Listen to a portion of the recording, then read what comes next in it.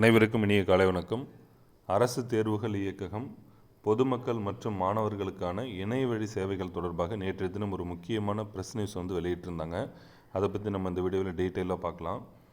இதுவரை தபால் வழி விண்ணப்பங்களாக பெறப்பட்டு வந்த இத்துறை சேவைகளான மதிப்பெண் சான்றிதழ்களின் இரண்டாம் படி, அதாவது டூப்ளிகேட் மதிப்பெண் சான்றிதழ்களின் சான்றிட்ட நகல், இடப்பெயர்வு சான்றிதழ், பிற மாநிலங்களில் உயர்கல்வி பயில இந்த மைக்ரேஷன் சர்டிஃபிகேட் இணைய வழி விண்ணப்பங்களாக பெறுவதற்கான மென்பொருள் வடிவமைக்கப்பட்டு பொதுமக்கள் மாணவர்களின் பயன்பாட்டிற்கு தயார் நிலையில் உள்ளது. பொதுமக்கள் மாணவர்கள் இவ்வியக்கக இணையதளத்தில், அதாவது www.dge.tn.gov.in விண்ணப்பிக்கலாம்.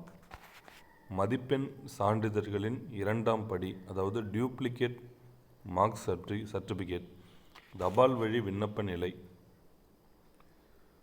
முன்னாடி நம்ம மாணவர்கள் பொதுமக்கள் அச்சடிக்கப்பட்ட விண்ணப்பத்தில் விவரங்களை பதிவு செய்து தபால் அல்லது நேரடியாக அந்தந்த மாவட்ட உதவி இயக்குனர் அலுவலகத்தில் விண்ணப்பிக்க வேண்டும். உதவி இயக்குனர் அலுவலகத்திலிருந்து சென்னை தலைமை அலுவலகத்தில் விண்ணப்பங்கள் பெறப்பட்டு இரண்டாம் படி மதிப்பெண் சான்றிதழ் அச்சடிக்கப்பட்டு உதவி இயக்குனர் அலுவலகம் மூலம் மாணவர்கள் பொதுமக்களுக்கு சான்றிதழ் அனுப்பி வைக்கப்படுகின்றன.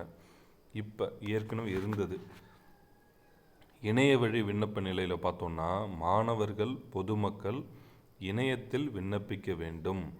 இணைய வழி விண்ணப்பங்கள் பெறப்பட்டவுடன் விவரங்கள் சரிபார்க்கப்பட்டு இணைய வழி விண்ணப்பத்தில் குறிப்பிடப்பட்டுள்ள முகவரிக்கு சான்றிதழ் அனுப்பி வைக்கப்படும்.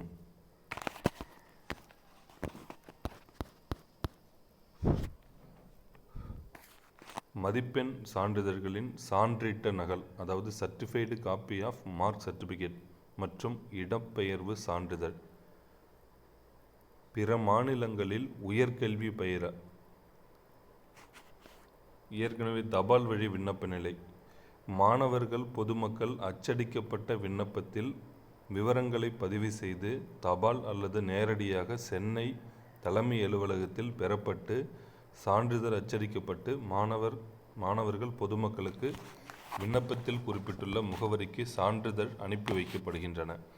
இணைய வழி விண்ணப்ப நிலை. மாணவர்கள் பொதுமக்கள் இணையத்தில் விண்ணப்பிக்க வேண்டும்.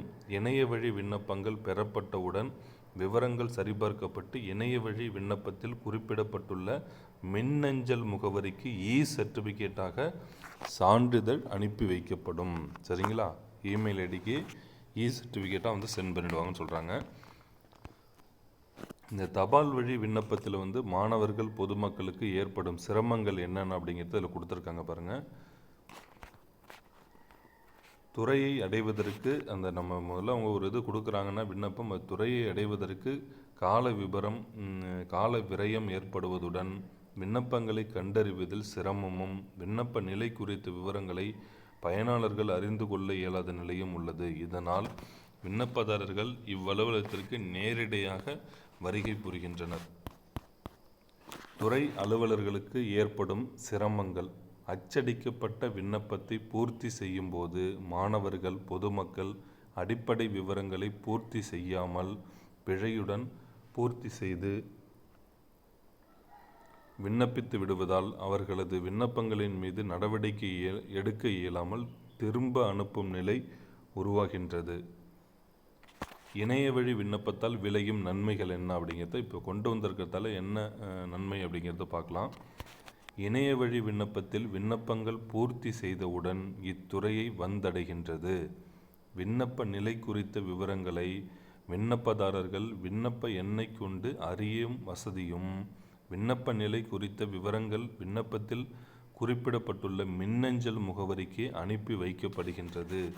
அடிப்படை விவரங்கள் பூர்த்தி செய்யாமல் விண்ணப்பத்தை சமர்ப்பிக்க இயலாது. ஆமாம், உண்மைதான். அது நம்ம எதுவும் மேண்டேட்ரி எல்லாத்தையுமே கம்பல்சரி ஃபில் பண்ணி தான் ஆகணும் என்பதால் விவரங்கள் பெறப்படவில்லை என்ற காரணங்களுக்காக விண்ணப்பத்தை நிராகரிக்கும் நிலை முற்றிலும் தவிர்க்கப்படும்.